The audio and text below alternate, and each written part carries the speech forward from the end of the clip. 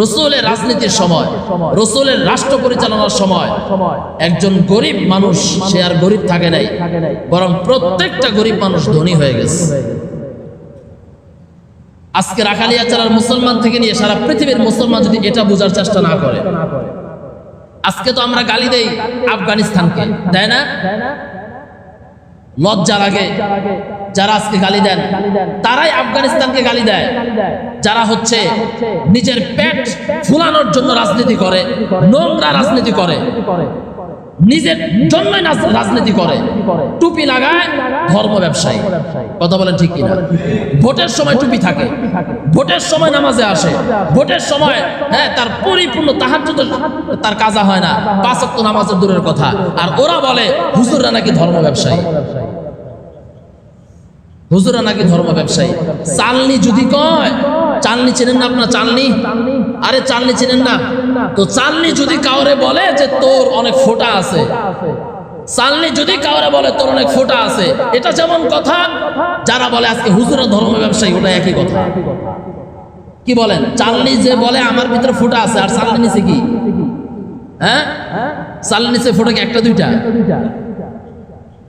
তো চালনি যদি বলে তোর পাছায় ফোঁটা, তাহলে চালনির অবস্থা কি হবে?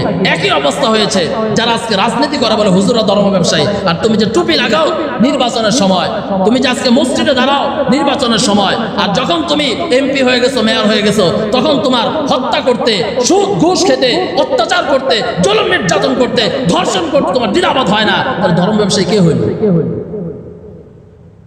তো এরা বলে আজকে আফগানিস্তানকে গালি দেয়। কেন আফগানিস্তানকে গালি দেয়? কারণ আফগানিস্তানের মধ্যে আফগানিস্তান ওলামায়ে কেরাম রাষ্ট্রকে বিজয় করেছে। বিজয় করার পর থেকে পুরো আফগানিস্তান আজকে কোরআনের নিয়ম নীতিভাবে চলতেছে। বিপরীত কি হয়েছে? ফলাফল কি হয়েছে? যারা যে দলে রাজনীতি করেন, বিএনপি করেন, আওয়ামী লীগ করেন, যে যে দলের করেন, যারা আজকে আফগানিস্তানকে গালি দেন, কেন? আফগানিস্তান রাসূলের রাষ্ট্র জীবনের সাথে মিলিয়ে তারাও রাষ্ট্র পরিচালনা করতেছে। আপনারা তাদের বর্তমান ফলাফল খুঁজে দেখেন। আজকে 3-4 বছর যাবৎ আফগানিস্তান কোরআন অনুযায়ী রাষ্ট্র পরিচালনা করার কারণে অর্থনৈতিক ব্যবস্থা, বিচার ব্যবস্থা, দেশের শান্তিময় পরিবেশ, প্রত্যেকটা গরিবের উন্নতি পর্যায়ে কিরকম ঘটেছে আমাদের ব্যাখ্যা দেওয়ার দরকার নাই। তুমি ভালো করে দেখতে থাকো, তুমি ভালো করে দেখো। তাদের ফ্যাক্টরি, তাদের দেশের সরঞ্জাম, সব জায়গায় শুধু উন্নতি হচ্ছে, উন্নতি হচ্ছে। কেন?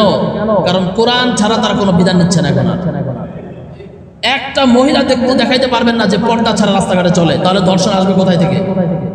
আফগানিস্তানে দেখো, আপনার বাংলাদেশের শুধু গাজীপুরের ধর্ষণ 1 মাসে যা হয়েছে, হত্যাকাণ্ড যা হয়েছে, আফগানিস্তানে গত 3 বছর এরকম ধর্ষণ হয় নাই। কিভাবে সম্ভব হয়েছে? কোরআনের রাষ্ট্র পরিচালনা করার কারণে। অতএব যারা এই সমস্ত বাস্তবতা দেখার পরও, যারা সৌন্দর্য বিষয়গুলো দেখার পরও, যারা সত্যিকারের বাস্তবতা, শান্তির পরিবেশ দেখার পরও যারা ইসলামের রাজনীতিটাকে তারা কনসেপ্ট করে না, অ্যাকসেপ্ট করে না, পছন্দ করে না, এরা নিজের পেটকে বড় করার জন্য রাজনীতি করে। নিজের স্বার্থ ছাড়া এখানে আর কিছুই নাই, নিজের স্বার্থ ছাড়া কিছুই নাই। আল্লাহ তাআলা আমাদের সবাইকে বুঝবার তৌফিক দান করেন। এই কারণে দেখবেন যে শুধু একচেটিয়া গণতন্ত্রটাই নেওয়ার চেষ্টা করে, গণতন্ত্র ভাবে দেশ পরিচালনা হবে। আমাদের ওলামায়ে কেরাম বাংলাদেশের সাথে মিলিয়ে বলেছে, গণতন্ত্রের ভিতরে যদি কোনো কোরআনের বিধানের সাথে যদি মিলে যায়, তাহলে আমরা সেটাকে মানি। এরকম শান্তিময় পরিবেশের সাথে মিলিয়ে আমরা গণতন্ত্রের কনসেপ্ট করতেছি। কিন্তু যারা একচেটিয়া কোরআনকে মাইনাস করে শুধু গণতন্ত্র চায়, আব্রাহাম লিঙ্কনের বানানো গণতন্ত্র, এরা তো শিরিকের পর্যায়ে আছে, এরা শিরিকের পর্যায়ে আছে। কারণ আব্রাহাম লিঙ্কনের গণতন্ত্র বানানো, এটার বিশ্বাস হচ্ছে দেশের উৎস হচ্ছে জনগণ। বলেন দেশ বানাইছে কে? জোরে বলেন। আপনি যে আজকে জুমার পরে যে 4টা ডাল ভাত খাইবেন, খাবারটা কে দিয়েছে? তাহলে আপনি কোন ভাবে আপনি আব্রাহাম লিঙ্কনের গণতন্ত্রকে আপনি কবুল করেন? কারণ ওটা তো উৎস হচ্ছে জনগণ। বলেন দেশের সবকিছু উৎস কি জনগণ? জনগণ যদি হয় তাহলে জনগণ খাবার চাও।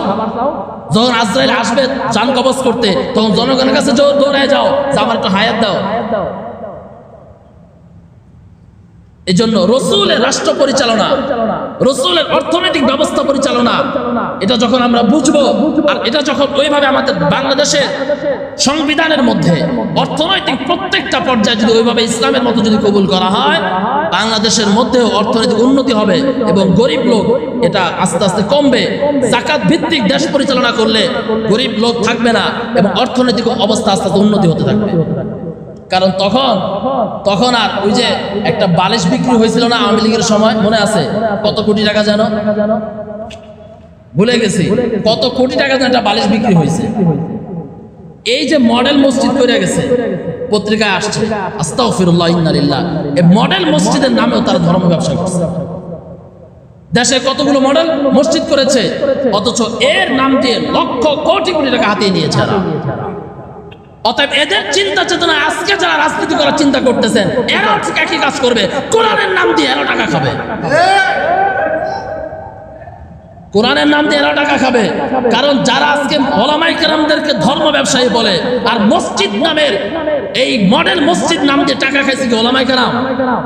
বলেন, মডেল মসজিদ তৈরি করেছে কারা? বাংলাদেশ ওলামায়ে কেরাম, হেফাজতে ইসলাম, ইসলামী আন্দোলন, খেলাফতে মজলিস, জমিয়ত উলামা ইসলাম, জামাত ইসলাম। কারা করছে? কারা করছে মডেল মসজিদগুলো? আওয়ামী লীগ করছে না? মসজিদ কার ঘর? মসজিদ একটা ধর্মীয় বিষয় কিনা বলেন? তাহলে এটা নিয়ে যারা টাকা খায়, এরা আর কোন টাকা খাওয়ার বাকি আছে বলেন?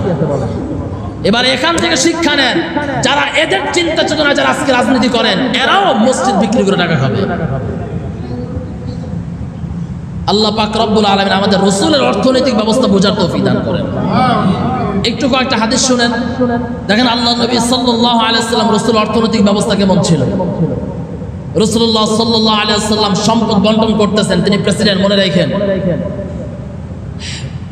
দেশের একটা কোষাগার আছে না, যেই কোষাগার থেকে রাষ্ট্র পরিচালনা হয়, যেই কোষাগার থেকে বিধবা নারীদের টাকা পয়সা দেওয়া হয়, যেই কোষাগার থেকে ফকির মিসকিনদের টাকা বন্টন করা হয়।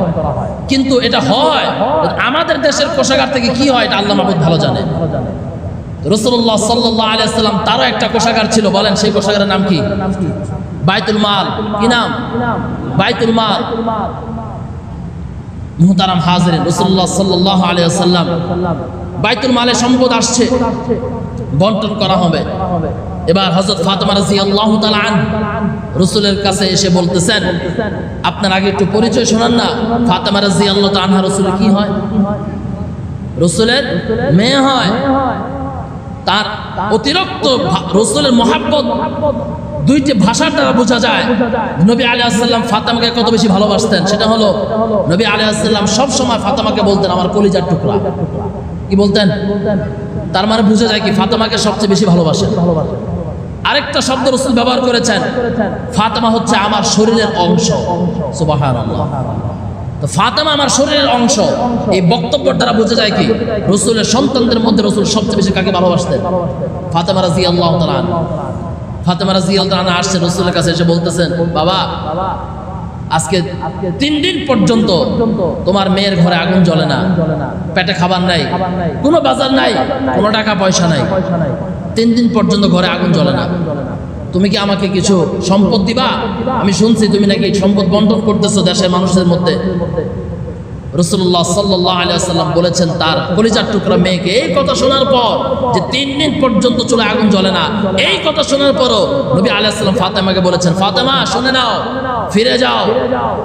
যদি দেশের মানুষকে এই অর্থ ব্যবস্থা এই কোষাগার থেকে যে টাকা পয়সাগুলো পুঞ্জীভূত হয়েছে এখান থেকে বন্টন করতে করতে করতে করতে আমার দেশের প্রতিটা মানুষকে টাকা দেওয়ার পরে, সম্পদ দেওয়ার পরে যদি 1 টাকা যদি থাকে তাহলে তুমি ফাতেমা এখান থেকে ভাগ পাবে।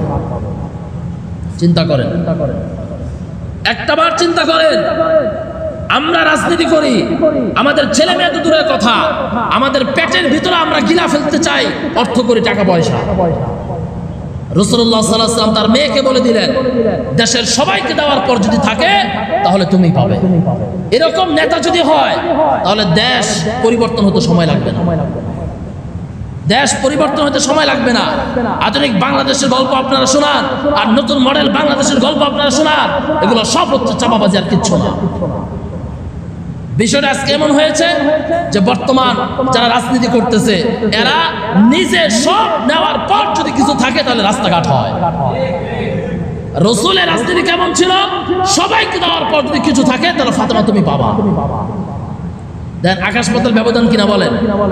হ্যাঁ, কথাবার্তা আকাশ পাতাল ব্যবধান কিনা বলেন?